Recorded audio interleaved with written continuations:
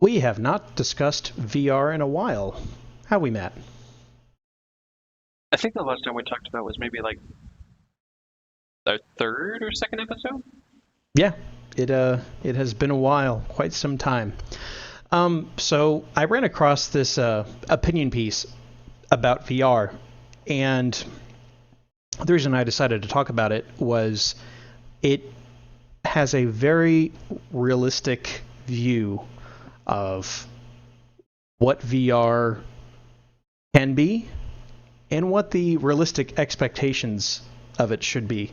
Apparently, it's really weird. I won't mention who it was, but I recently watched a review of Uncharted 4. It wasn't a very positive review of Uncharted 4, which was surprising. But this is a person who reviews everything from Atari 2600 all the way up through, modern day video games. He didn't like it, and furthermore, he said if they're going to do anything further with this game, they should do like a VR version of it.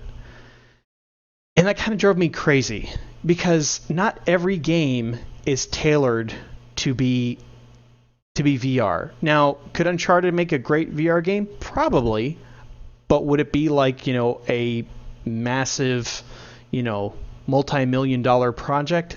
I don't think it should be. VR games to me kind of have this casual aspect to them, but let me kind of get into the points of this article. And I found this on Game Sutra by Brian Cashman. It's a really good article. I might have the link in the description on the YouTube video if you want to go watch it. But he makes some really solid points here. And one of the points he makes are the actual hardware sales, the estimates for 2016. And he states that 15% are the HTC Vive and Oculus Rift options, which are the top of the line. You cannot get better VR headsets than those. 36% goes to Sony, since they have the pre-orders going on for the PlayStation VR, and 49% are the Samsung Gear headsets, which I actually had the option to get for free. They're only like $100, but I had the option to get one for free when I purchased my phone. The other option was a $350 smartwatch. I went with the watch. So what do we learn from this? So almost half of everyone is buying the cheapest option available, and only 15% are going for that top shelf premium. How much is the Rift? $600. Where are all the people that are whining and complaining about, like, when the PlayStation 3 came out, that its most expensive model was $600, and that was just a ridiculous price. But suddenly now $600 for an emerging technology isn't that bad. Plus, you need a killer PC to even support it. That doesn't make sense to me. So what we're seeing here is most people are buying the cheapest option, the cheapest way to experience VR, if they have any interest in it at all. And that kind of starts to drive the rest of his article on here. We see that VR owners are diverse. They want different experiences. Andrew House, who's president of Sony Interactive Entertainment, thinks that they will want bite-sized experiences. And his quote, they have him as saying, is the big positive I do see for VR games is that unlike conventional game experiences, which tend to be similar to blockbusters in terms of production values and complex game mechanics, they can offer simple mechanics and experiences that are still very, very enjoyable because they can give users something they've never done before. That, I think, is where its true potential lies. And I think he's onto something there. We're not going to see an Uncharted VR that's at least on par with something like Uncharted 4. You're just not going to see it, at least for several years, and I don't see the market going in that direction anyway. And this also means that developers for VR can't really afford to focus on one platform. I believe when I was looking into the specs for the HTC Vive, which came out right alongside the Oculus Rift, it actually is a better headset, technically. It has controller options, which the Rift doesn't have. Like it has motion controllers that you can use. You have to do all these like sensors in your room to use it properly. So it's a much more involved system. So you can't make that your target system and not have to really downgrade your other options for PlayStation VR. And if you're even thinking about, the Gear headset running something on a smartphone, you're really going to have to make sacrifices. So they can't do that. Also, VR is not big yet. It seems like every time I read an article on VR, it's all about how VR has arrived, and it really hasn't yet. We're not talking about this amazing game on VR. We're just getting little glimpses of what we could be seeing. Also, people are still getting sick when they use it for the first time.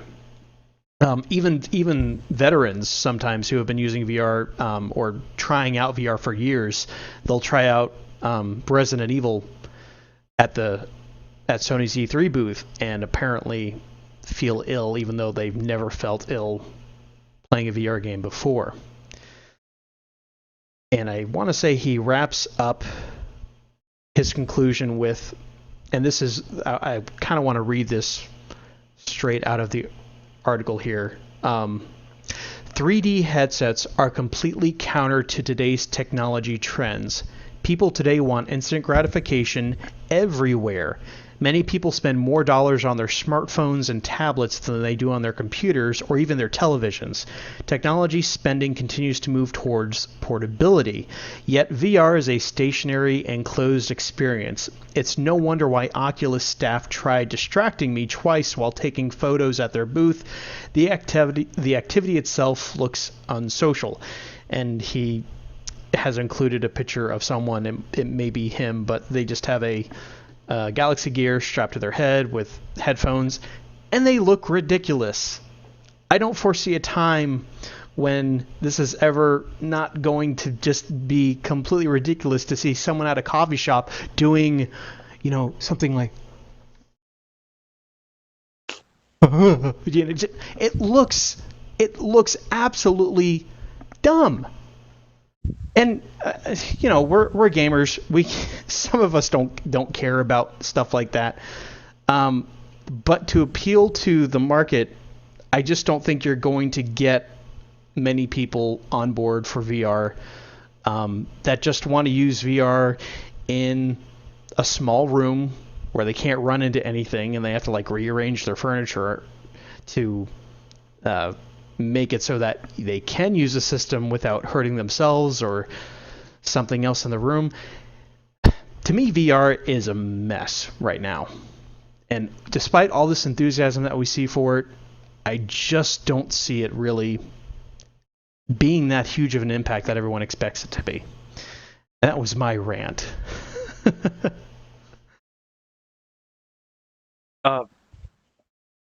Yeah. Right now, I don't see it getting very big. Especially if one of the best-selling ones is you have to clear a huge space in your house, set up sensors in one room, and then you can use their product. Like, my first thought when VR was kind of becoming a thing was, aren't you going to bump into a bunch of stuff? Like, you would almost need just a room that has nothing in it in order to, play this game safely. And another thing, I don't really see a huge market for games for virtual reality. At least games that aren't like indie or very, very small production teams making games that are specific for virtual reality. Like I think the HTC Vive has like a job simulator VR game. Mm-hmm. You know, like I've seen that game. I've seen people play it before. It's cute. I think it's kind of cool the way that they do everything. You know, that's fine. But going into like AAA titles or trying to find like a really good game to do virtual reality. When you said that someone like that guy wanted to have Uncharted 4 in virtual reality, I don't see that working because that game is entirely third person, looking behind, like you're looking through like a side of a shoulder in third person. Like if you were to do a virtual reality, you have two options. Or no, you really only have one option. It has to be through the character's eyes or through someone's eyes. The reason why I think Fallout 4 is doing a virtual reality, uh, Version. yeah, which makes sense because you can switch between third person and first person. You can do the same thing in Skyrim. So if that comes out for uh, the Elder Scrolls 6 game, I wouldn't be surprised because that game can be played like that. For FPS games, that kind of makes sense because again, you're in first person, so you're looking to the eyes of your character, so everything makes a lot more sense. You'll probably get a lot more motion sick just because you're looking around and you're doing things, but none of that is in front of you. So I think motion sickness is a really big thing that comes along with this, and you should honestly know that before going into it. Um, but for games, if they want to do, if they want to start making games for this, it's going to have to be in first person, and it's probably going to limit your game decision or game choices, like uh, maybe racing games. But I think that would be the safest option, just because you could be sitting down and for the HP Vive or the HTC Vive, you do have like little controllers that you can use to like pick stuff up. You can use that for like a steering wheel. I could see that being like the safest option for virtual reality is driving games. Um, RPGs, first-person RPGs like Skyrim and Fallout, I could see that becoming a thing just because there's a first-person capability for that, and I think it'd actually be kind of cool to like, in, what's the word I'm looking for? Immerse yourself into the game world like that. I think that would be a really cool experience. I would definitely want to try that at least once.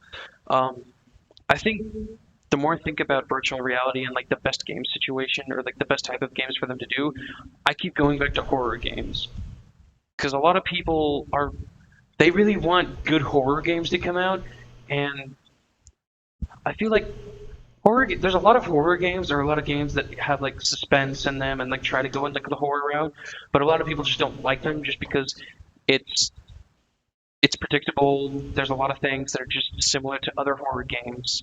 But I think a first person or virtual reality horror game could really work. And I think is it Final Fantasy or not Final Fantasy 7? Wow. Resident Evil 7, isn't that going to be for virtual reality or virtual reality? Yes. So, Yes, it yeah, was or will. that would be amazing. Based off of what they showed us at E3, if a virtual reality version of that game, virtual reality.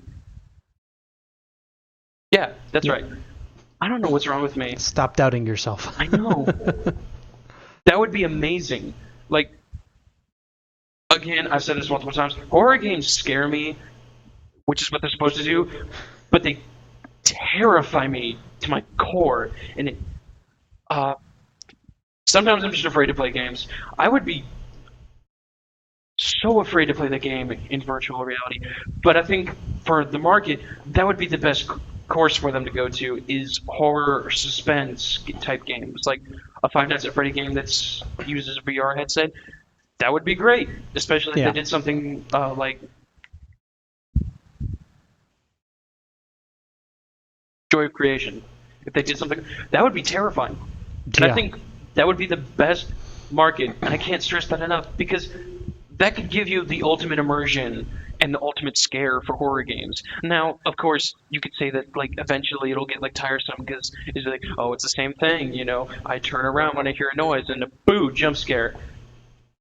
But that's like the ultimate horror game experience is to just completely immerse yourself showing nothing but the screen and hearing nothing through your ears and seeing the entire game world around you. I feel like that would be the greatest thing for them to do. Yeah. Yeah. It has potential. It's definitely not going to be a one size fits all thing. I really feel like this is going to be a lot like the Kinect and the motion controllers. The only difference is you have all this excitement and buzz over this stuff, whereas with the motion controls, it's kind of like, oh, that's kind of neat.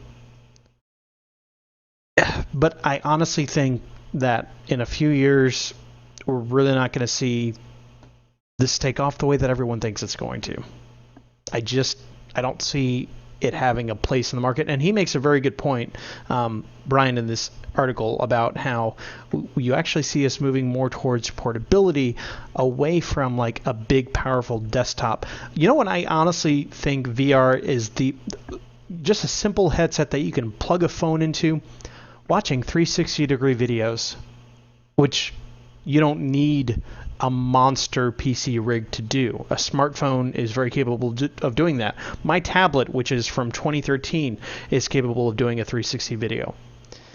It's just, you just have to find out how these applications are going to work. And the fact that half the people who have purchased VR headsets in 2016 have gone for the cheapest option, and that now has to be your target, I don't see this being financially successful for developers either.